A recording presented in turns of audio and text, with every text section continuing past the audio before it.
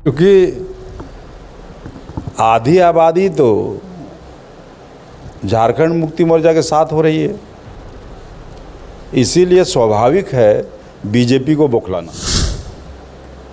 BJP का कोई हथकंडा नहीं है, वो एक ही हथकंडा है, कोर्ट जाना। ये एक रास्ता है, लेकिन जनता अब जाग चुकी है। जनता इतना आसानी से नहीं छोड़ेगा, लोगों को वंचित करने वाले को छोड़ेगा नहीं। तो चुनाव में उसका जवाब दे। जब सत्ता से बाहर रहता है, काम करने वालों को सब ठो लॉलीपॉप सुझाता है। वो लोग भी इतना सरकार, आधा से ज़्यादा समय तो वही लोग सरकार चलाया। आखिर कौन सा ऐसा महत्वपूर्ण योजना इस राज्य में दिया लोगों को?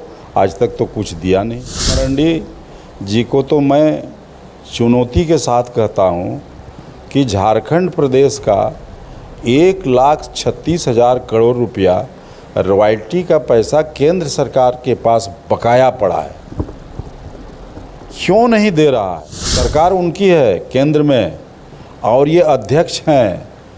उस 1,36,000 करोड़ रुपया मिले तो एक से एक और सराहनीय योजनाएं यहाँ पर लागू हो सकता है। मैं हूँ गोविंद ठाकुर और आप देख रहे हैं ZTV भारत न्यूज़। झारखंड में लोकसभा का चुनाव खत्म होने के बाद अब विधानसभा चुनाव की तैयारी को लेकर सभी राजनीतिक दलों की अगर बात की जाए तो झारखंड में सभी राजनीतिक दल जो है वो पूरी तरह से सक्रिय हो चुके हैं। वहीं अगर हम झारखंड मुक्ति मोर्चा की बात करें तो झारखंड मुक्ति मोर्चा एड़ी से लेकर चोटी तक मेहनत कर रही है, क्योंकि झारखंड के कई ऐसे सीट हैं या कई ऐसे विधानसभा क्षेत्र हैं जहां से जो लोकसभा चुनाव की अगर हम बात की जाए तो वहां से झारखंड मुक्ति मोर्चा को कुछ जगहों से जो है झटका लगा था। तो वहीं अगर हम बीजेपी की अगर खास करके बात करें तो संथाल परगना से जो है बीजेपी को करारा जवाब भी मिला था। अब ऐसे में देखने वाली बात ये होती है कि विधानसभा चुनाव से पहले झारखंड का समीकरण क्या होता है। मेरे साथ जो है झारखंड मुक्ति मोर्चा के केंद्रीय प्रवक्ता हेमलाल मुर्मू जी है, उनसे हम लोग बातचीत करेंगे और जानेंगे। सर, सबसे पहले तो ZTV भारत न्यूज़ चैनल में आपका स्वागत है। नमस्कार। सर, झारखंड में लोकसभा का चुनाव खत्म होने के बाद विधानसभा चुनाव की तैयारी लगभग शुरू हो चुका है। चाहे हम बीजेपी की बात करें तो बीजेपी के कई बड़े नेता या अन्य राज्यों के मुख्यमंत्री का भी दौरा लगातार झारखंड में हो रहा है। और अगर झारखंड मुक्ति मोर्चा की बात की जाए दादा, तो झारखंड मुक्ति मोर्चा की इस बार क्या तैयारी है? देखिए, झारखंड मुक्ति मोर्चा चुनाव के लिए हर समय तैयार रहती है और हमारा कार्यकर्ता गांव-गांव जाकर के लोगों से संपर्क भी कर रहा है। छोटे बड़े कार्यक्रम हो रहे हैं, लेकिन सबसे बड़ा सरकार योजना जो पूरे राज्य में दिया है, इन योजनाओं को अभी हम लोग सभी पंचायत में जनता दरबार के द्वारा उनके घरों तक, उनके चौखट तक योजना का लाभ पहुँचे, ये कार्यक्रम अभी चल रहा है और ये बड़ा सघन कार्यक्रम चल रहा है। दूसरी बात जहाँ तक है कि मुख्यमंत्री मैया सम्मान योजना माननीय मुख्यमंत्री हेमंत सोरेन ने लॉन्च किया है और इतना प्रभावशाली कार्यक्रम, इतना प्रभावशाली योजना, राज्य की जनता अब झारखंड मुक्ति मोर्चा के तरफ मुखातिब है और इसके वजह से भारतीय जनता पार्टी का इस बार हमको लगता है आने वाला चुनाव में सुपड़ा साफ होगा। जिस ढंग से भारतीय जनता पार्टी दिख रही है कि चाहे वो आबुआ आवास योजना हो, चाहे मुख्यमंत्री मैया सम्मान योजना हो, इस योजना के वजह से भारतीय जनता पार्टी अभी हाशिए में है और ये हाशिए में चला गया है और इसीलिए ये कुछ अनाप शनाप ये कदम उठा रहा है। अभी जो खबर मिली है कि मैया सम्मान योजना के खिलाफ में ये लोग हाई कोर्ट में पीआईएल किया है। तो इस पीआईएल करने का मतलब है कि इस योजना को रोकना है। उनका यही सोच और उद्देश्य है।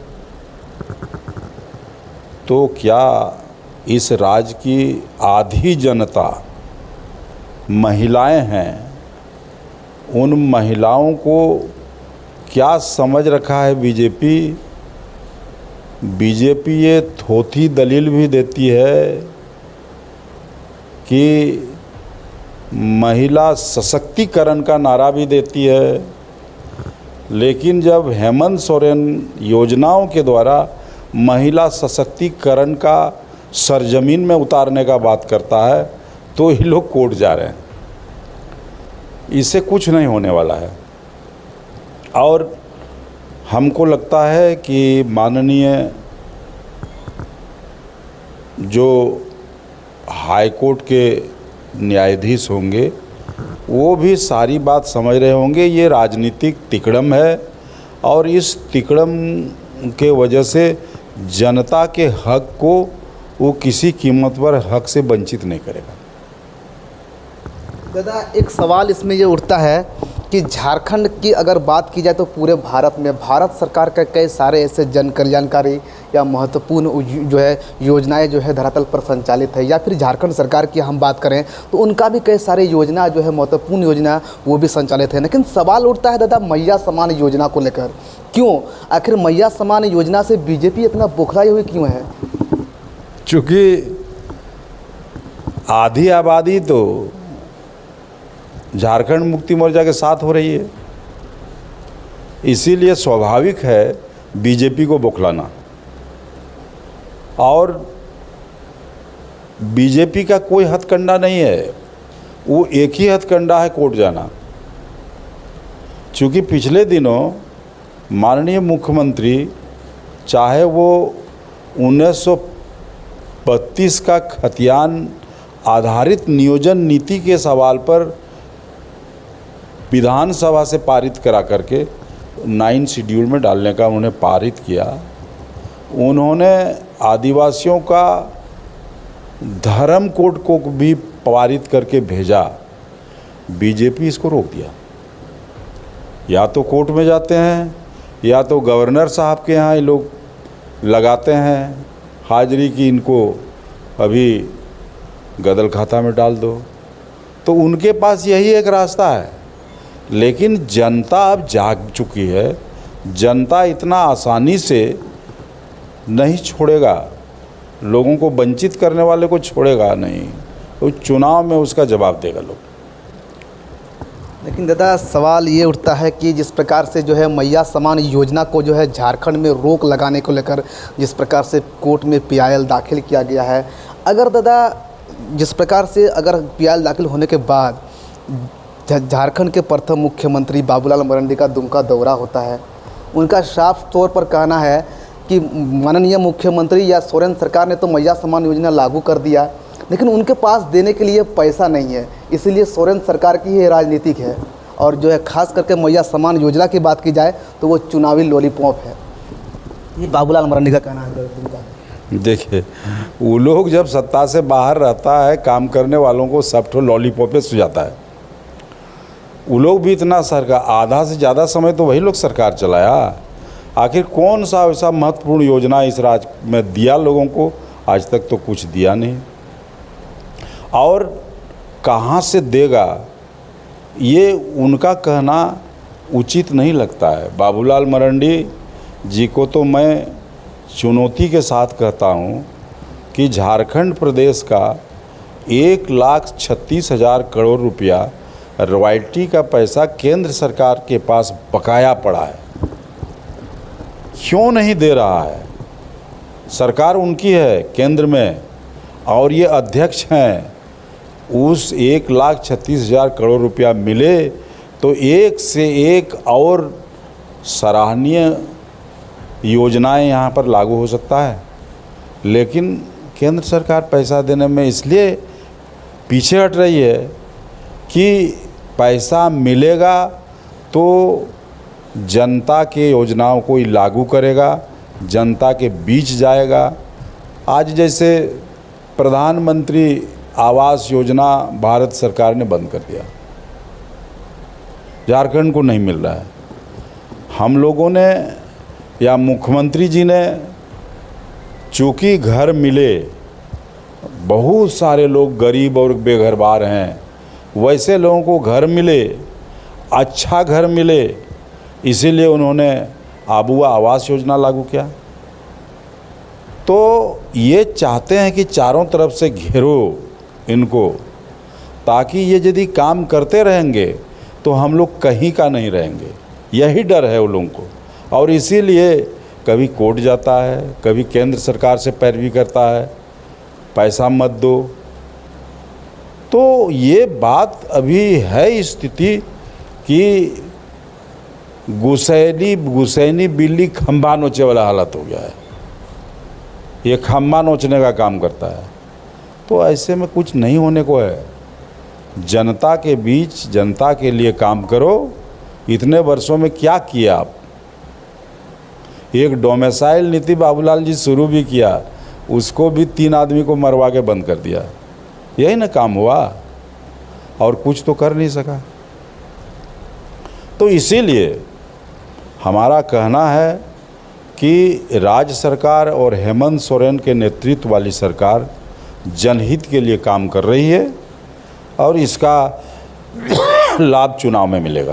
दादा, आपने एक बड़ी ही महत्वपूर्ण बात कही कि झारखंड का, चाहे वो कोयला का, रॉयल्टी का पैसा हो, जिस प्रकार से केंद्र सरकार के द्वारा जो है झारखंड सरकार को नहीं मिल रहा है, तो इससे क्या समझा जाता था? क्या केंद्र सरकार नहीं चाहती है कि झारखंड राज्य भी विकास की गति में आगे बढ़े? चूँकि अभी पैसा मिले तो सब विकास की गति तो झारखंड मुक्ति मोर्चा और गठबंधन की सरकार लेगी ना। सेहरा का सवाल है, इसीलिए उनके पास बचेगा क्या?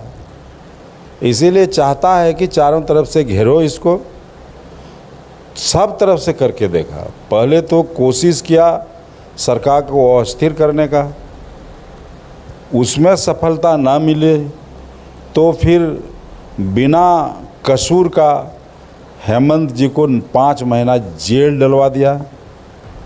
उसमें भी हाई कोर्ट ने स्पष्ट तौर पर कहा कि इनके खिलाफ कोई सबूत नहीं है ईडी के पास, इसलिए उनको भी छोड़ दिया। अब एक नया वो लोग पासा फेंका, चंपा सोरेन जी को वो लोग अपने क्लच में लिया। और लोबिन जी तो पहले से हैं ही, उसको तो पार्टी निष्कासित किया, विधानसभा का सदस्यता समाप्त हुआ, तो थे ही, उसके पास तो कोई दूसरा चारा नहीं था। इसलिए चंपाई जी को ये लोग समझता है कि चंपाई जी को इधर ला करके हम लोग बहुत बड़ा शेर का शिकार कर लिए। कोल्हान में कुछ नहीं होने वाला है, कोल्हान में दाल नहीं गलेगा। कोल्हान के लोग इस बार भी बहुत मुस्तैदी से जवाब देगा, चूँकि कोल्हान में झारखंड मुक्ति मोर्चा बहुत मजबूत है, और वो मजबूती में किसी भी प्रकार का कोई फर्क नहीं आ रहा है।